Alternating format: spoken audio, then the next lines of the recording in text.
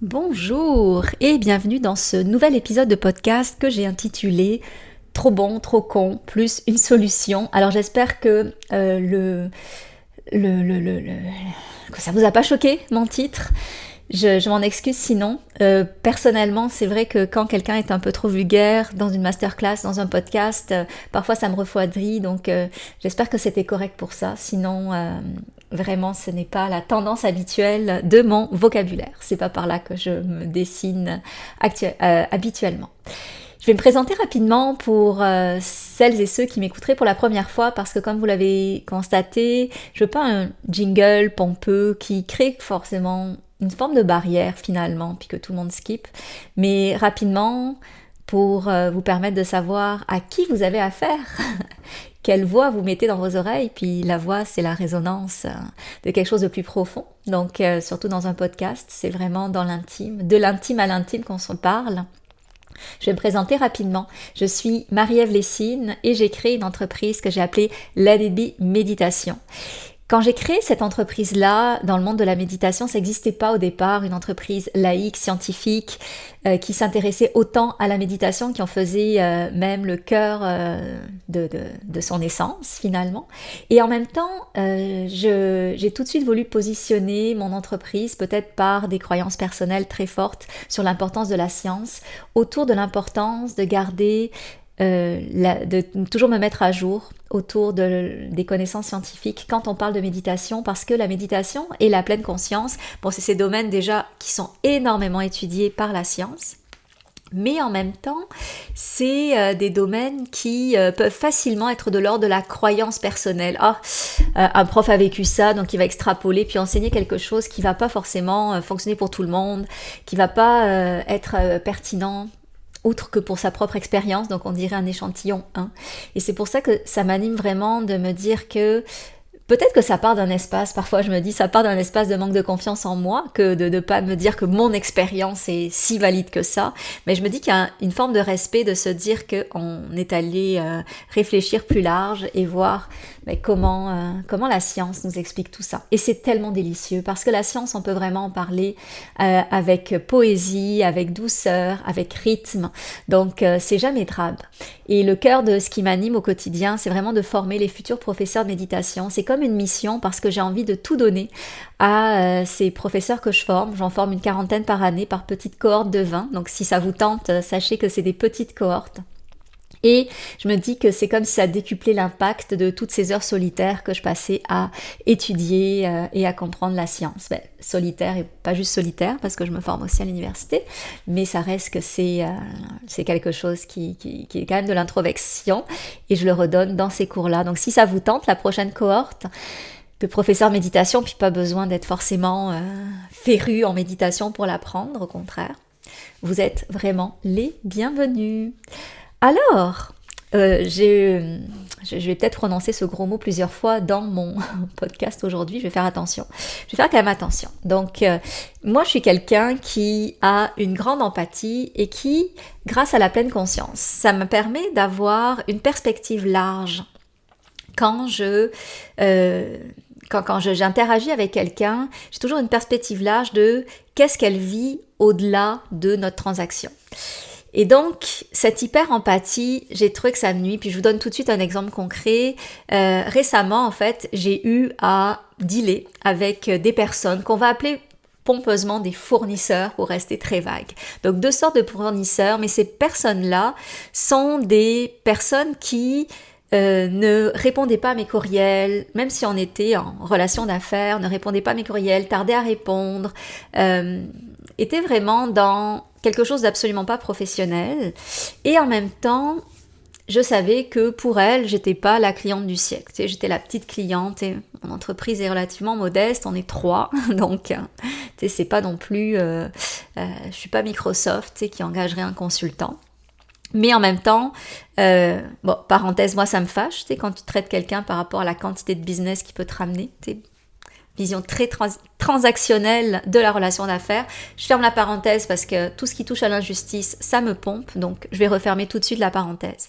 Mais ça fait en sorte que ces personnes-là ne me répondaient pas. Donc, j'ai une grosse tolérance finalement à accepter, puis à me mettre à la place de l'autre et me dire, ben, je comprends sa situation, je comprends ce qui se passe, c'est sûr, ils sont occupés, c'est difficile en ce moment, donc bref.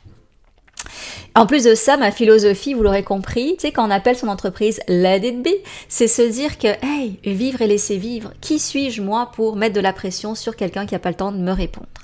Mais quand je fais ça, c'est comme si c'était tout le temps de l'hyper-gentillesse. Et, donc le mot chic, pour le gros mot que j'ai utilisé en titre, et cette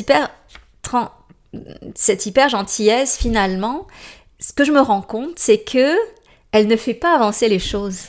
On peut être hyper empathique, comprendre et laisser passer, relancer avec douceur pour essayer d'avoir le service pour lequel on a payé, pour essayer d'avoir la réponse qu'on attend. Mais on sent que cette hyper gentillesse, ça fait en sorte que il n'y a pas de répondant parce que le vis-à-vis n'est pas forcément dans cette extrême empathie dont nous on fait preuve. Et ça, c'est vraiment problématique. Donc, avec le temps, parce que j'en ai collectionné dans le passé des histoires comme ça, d'ailleurs mon chum en rit, parce que tu sais, on dirait que les gens ne me répondent pas, en tout cas certains types de personnes, c'est plus peut-être dans des mondes, pas les gens qui sont dans mon monde, parce que dans mon monde c'est un monde cotonneux, doux, on prend soin, on écrit nos courriels avec notre propre main, c'est pas ChatGPT qui nous font des trucs pompeux, c'est vraiment, c'est ça. Mon monde, ça va, c'est quand je gravite autour d'autres mondes, tu sais, plus du monde des affaires, comment dire, un peu hard, ou des mondes, tu sais, qui jamais ont médité de leur vie. Ben, c'est dans ces moments-là où mon hyper-empathie trouve ses limites. Et c'est là où j'ai quand même repris un petit peu de leadership parce que m'en vivre et laisser vivre, ça a vraiment ses limites. Et donc, ce que j'ai voulu faire, c'est tester. Et je l'ai testé récemment, puis très récemment même, pour un dossier avec une personne, où finalement j'ai rapatrié, et là on arrive dans la partie solution, de ce que je vous disais dans le podcast. J'ai rapatrié finalement quelque chose que j'ai appris grâce aux chevaux. Si vous m'écoutez avec la vidéo de mon podcast, ben vous voyez que j'ai 2 magnifiques portraits de chevaux derrière moi. C'est ma jument qui s'appelle Rafale. C'est mon alter ego version cheval qui m'apprend beaucoup de choses en plus de la science au niveau de la pleine conscience. Et donc, en équitation, on apprend quelque chose de l'ordre de la gradation qui s'appelle, et c'est là où c'est savoureux, poil, peau, muscles et os. Et je vous explique, j'ai pas fait ça avec la personne dans le monde des affaires. Je suis pas allée lui tétiller le poil, puis lui toucher la peau, puis mettre une pression sur son muscle, et puis la secouer jusqu'à l'os. Non, non. Mais c'est une métaphore. Et je vous explique la métaphore. Un cheval, en fait, quand il va pas bouger, quand on va lui chatouiller le poil, c'est plus le cas de ma jument. Tu sais, je lui chatouille un peu le poil, puis là, elle fait ses pas de côté. Donc, tu sais, elle a appris à être sensible. Je suis centrée aussi, on a une bonne communication, puis ça se passe même en amont dans l'invisible. Je m'égare quand je vous dis ça. Mais admettons qu'il y a quelques années où avec d'autres chevaux qui me connaissent moins ou qui sont moins débourrés ou qui ont moins appris ce genre de choses, mais à force de flatter le poil, puis quand on voit que on flatte le poil, on est dans la douceur, etc., ça marche pas, on va à une gradation plus profonde qui est je viens aller au niveau de la peau, donc je fais une pression supplémentaire qui reste douce quand même, mais on sent qu'il y a déjà une gradation. Si ça marche pas, hey, on va un peu plus loin, puis là on touche le muscle sous la peau, ça fait vraiment une tension plus forte, et sinon carrément os, c'est une métaphore, on va pas faire un trou pour aller jusqu'à l'os, mais c'est vraiment aller fort. Et donc je vous transpose la métaphore évidemment dans le monde, dans ce qui nous anime, dans le monde, admettons que vous avez un fournisseur, je dis ça pour être poli, puis je veux pas que le mot fournisseur ce soit péjoratif, mais pour pas donner de nom, pour pas que vous puissiez retracer qu'est-ce que ça peut être parce que c'est pas l'objet. Mais dans ce fournisseur-là, ce que récemment j'ai fait, c'est que j'étais beaucoup dans le poil, j'ai été tolérante, mais je suis tombée dans mon pattern du poil finalement, où je vais comme être tout le temps dans la douceur, la compréhension, ben oui, c'est difficile pour elle en ce moment, puis en plus j'avais des petits éléments de sa vie privée par une autre personne qui la connaissait, donc beaucoup d'empathie. Mais au final, tu sais, c'est quand même que j'ai pas le service pour lequel j'avais payé. Donc, à côté de ça, ce que j'ai fait, je me suis rassérénée et je suis allée des étapes au-dessus et j'ai accepté finalement qu'il y ait une confrontation. Je lui ai dit, en fait, j'ai relevé tous les points où il y avait eu un manquement de sa part. Bon, évidemment, quand tu as une personne qui a pas beaucoup de millage dans son développement personnel, elle va être soit de mauvaise foi, soit être un peu piquée au vif, mais ça n'empêche pas qu'après, on peut récupérer toute la bonté qu'on peut avoir, l'enrobage de bienveillance pour prendre soin finalement de ces petits pics à elle qui ont été comme mis à vif, qui font qu'elle réagit avec un peu de pas tant de douceur et de véhémence, mais au moins, moi j'ai senti que je me suis vraiment affirmée là-dedans. Et cette leçon, je l'ai compris, puis là je peux vous en parler avec un exemple un peu plus concret parce que ça date plus, avec le notaire de ma mère. Donc je m'occupais d'un dossier par rapport au notaire. Puis vous voyez, c'est souvent avec des professions comme ça où il n'y a pas, en tout cas, ceux que j'ai croisés, et là je vais faire attention à ce que je dis parce que j'étais comme désabusée, mais ceux que j'ai croisés, ça ne me rejoignait pas. Mais là, j'ai appris qu'il y avait des notaires qui étaient formés en méditation. Alors eux, je vais aller c'est eux que je vais engager. Puis ça va être mon critère maintenant. Tu sais, quand j'engage quelqu'un, je veux qu'il médite ou qu'il ait une petite sensibilité à ça. Encore une fois, je m'égare. Vous comprenez, j'ai un esprit en arborescence, sûrement comme vous. Je referme ça, puis je vous donne l'exemple du notaire de ma mère. Je m'occupais de ses affaires à l'époque et il lui devait pas beaucoup. Tu sais. Donc déjà, il lui devait une grosse somme, puis cette grosse somme, il s'était trompé, il lui avait donné trop en avance. Et donc, bon, on a été chanceuse là-dedans. Mais il y avait une petite somme qui retenait depuis des mois et des mois, mais qui n'avait pas lieu d'être. Donc je lui ai écrit, je lui ai posé la question, j'ai appelé à son cabinet, mais toujours avec compréhension, gentillesse. Bon, c'était un dossier qui était clos, en théorie, même s'il nous devait, c'était $400 qu'il nous devait. Mais quand même, hein, c'est quand même beaucoup, $400. Je sais que pour lui, c'était peut-être pas beaucoup, mais c'était quand même beaucoup. Et bref. Donc, j'appelle, je comprends, je sais que vous êtes occupés. En plus, il faut les appeler maîtres. Donc, en tout cas, je veux pas dire, mais j'ai pas encore compris que je devais appeler quelqu'un que je connaissais pas maître, mais il fallait que je l'appelle maître, il me l'avait demandé. Donc, je l'utilisais ce mot-là. Et je lui disais, maître, je fais le suivi par rapport à cet argent-là pour ma maman. Ce serait bien qu'on puisse clore ça avant l'été, puis après, toujours pas de réponse, etc. Et c'est là où j'étais vraiment beaucoup dans chatouiller le poil, tu sais, je comprenais, pas de problème, je donnais des gros dates butoirs pour qu'il essaye d'avoir du temps de me répondre, il l'a pas fait. Et là, ce que j'ai fait, c'est que je suis passée directement à os. Donc, à un moment, bien coaché, c'était à l'époque où j'avais moins cette capacité de gradation. Mais donc bon, j'avais rien à perdre parce que je savais que ce notaire-là, non seulement j'allais jamais le reprendre, mais si un jour on me demandait un nom de notaire, je dirais prends surtout pas lui.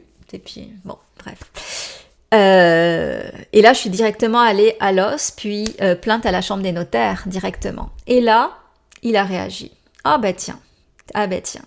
Donc directement, tu sais, finalement, il y a des personnes qui n'ont pas d'égard pour la compréhension, l'empathie, le fait qu'il y ait des personnes bienveillantes qui veulent pas mettre de pression. Et c'est là où c'était l'idée de trop bon, trop con. Et le trop bon, trop con, sans la solution de se donner une gradation dans la capacité à aller plus loin que le trop bon, ça fait en sorte qu'on est vraiment dans un dialogue stérile parce que la personne en vis-à-vis va pas avoir peut-être, est-ce que j'utiliserais le mot maturité? Je sais pas, je dirais peut-être plus la conscience. Est-ce que ça va de pair? Peut-être aussi la conscience d'avoir un égard pour la personne qui lui met pas de pression. Et donc ça fait en sorte que bon, ça a bien fonctionné pour la chambre des notaires dans l'heure. Il m'a fait le virement Interac des sous qu'il devait à ma mère. Mais moi, ça m'épuise. Ça m'épuise de devoir prendre un recours comme ça devant un homme de loi en plus, qui me force en plus à l'appeler maître. Ah, ça m'avait comme aïe, maître. Tu sais, écoute, bref. Et là, je me suis dit, ok. D'accord? Donc il y a des personnes qui fonctionnent à la pression et c'est pas du tout mon fonctionnement. Puis je suis sûre que si vous m'écoutez, si vous avez été titillé par le nom de mon podcast aujourd'hui, c'est parce que forcément ça vous titille aussi, ça vous rejoint aussi cette super empathie. Je sais que j'attire toujours les femmes souvent très sensibles et très intellectuelles, mais dans cette sensibilité il y a beaucoup d'empathie, capacité à ressentir, etc. Plus profondément que la moyenne des ours et ça fait en sorte que je suis sûre que ce message-là ça doit vous parler. Et donc concrètement, si on veut mobiliser la théorie de mon poil, peau, muscle, os d'un point de vue plus concret pour vous, quand vous avez affaire à des personnes avec qui l'empathie n'apporte pas des résultats, parce que on peut pas juste vivre dans un monde de bisounours, et ben c'est de se dire, hey, c'est pas en allant un petit peu plus encore plus dans la compréhension que ça va marcher. Il faut faire un pas de plus pour être un peu plus musclé dans cette gradation-là. Et ce qui est chouette, c'est que c'est une gradation. Donc, on n'est pas obligé de menacer, on n'est pas obligé de se dénaturer. On y va beaucoup plus progressivement. Moi, ce que j'ai aimé dans les 2 dernières fois, la première qui date de janvier, où là, j'ai carrément changé de fournisseur. À un moment, j'ai été compréhensive, après, je lui ai mis des deadlines, il répondait toujours pas. Là, j'ai dit, ok, je te mets en relation avec mon nouveau fournisseur, et maintenant, tu t'occupes plus de mes affaires. Donc là, tu sais, j'y suis allée vraiment graduellement, mais j'ai dû me rendre jusqu'à l'os. Récemment, j'ai eu une autre situation où là, j'étais beaucoup dans le poil et j'ai mobilisé jusqu'à Pau et j'ai senti qu'en allant dans Pau, en lui disant bon, déjà, ça, c'est pas correct pour moi. Ici, je redresse quelque chose. Je vais nous donner des nouvelles balises de communication. J'aimerais qu'on se parle, que les délais de retour en tout cas, les délais de retour, je vais dire, soient dans des normes normales. Donc, tu sais, j'ai un peu comme, je suis allée à Pau, finalement, tu sais, j'ai comme mis mes balises sur ce que je considérais comme étant une relation avec des bonnes pratiques. Et ça n'a pas du tout dénaturé notre relation. Tu sais, c'est quelqu'un, je pense, qui est capable d'en prendre. Mais en même temps, je sens que j'ai récupéré mon pouvoir là-dedans. Et je me sens beaucoup plus libre que finalement me noyer dans mon hyper-empathie puis sentir que j'ai pas de pouvoir. Donc, et j'ai senti aussi que je me respectais parce que moi je suis... Tu sais, quand j'ai dû écrire à la chambre des notaires, les mettre en copie conforme dans le dernier courriel, mais c'est comme si je me sentais mal. Tu sais, c'est totalement hors de mes valeurs, je suis pas belliqueuse. Presque c'est un problème de pas être comme ça, puis c'est sûrement un mécanisme de survie qui doit être déréglé quelque part, de pas vouloir de conflit. Mais j'ai senti qu'en allant progressivement, avec la dernière en date, ça fait en sorte que je me sens comme... je me sens que je me respecte, donc je me pile pas dessus. Et en même temps, je sens que je me dénature pas et que ça prend pas des trop grosses proportions comme quand je laisse trop traîner. Hey, j'espère que c'était clair ce que je voulais vous dire. Donc... prenez ça comme des jeux, amusez-vous à vous affirmer avec douceur, il y a des gradations, rien n'est blanc et noir, on s'amuse dans la vie. Je pense que la vie, en fait, c'est juste des expériences avec lesquelles on s'amuse. Moi, je me sens totalement tout le temps en expérimentation, tout le temps, et je me dis, au fur et à mesure, je prends connaissance des résultats de mes expérimentations, puis je m'améliore comme ça, mais sans me mettre de pression. Donc voilà, merci de m'avoir écouté jusque-là. Une bonne pratique, quand on parle des podcasts, c'est de demander de mettre 5 étoiles. Donc si ça vous tente, mettez 5 étoiles, puis un petit commentaire, ça m'aiderait beaucoup. Et si vous êtes intéressé par la formation de professeur de méditation, cohorte de septembre, la moitié des places sont déjà envolées, même si ça commence que dans 5 mois. Mais... c'est ça, je serais vraiment ravie de vous accueillir. C'est tout simple pour venir remplir le formulaire et surtout, tentez-le. Tu sais, c'est vraiment une formation qui est ouverte à tous ceux qui méditent déjà. Tu sais, c'est quand même le prérequis. Si tu as connu la méditation hier, ça marche pas, c'est quand même une formation professorale, mais ça peut énormément apporter. Alors, je vous laisse là-dessus, je vous remercie et je vous dis à bientôt.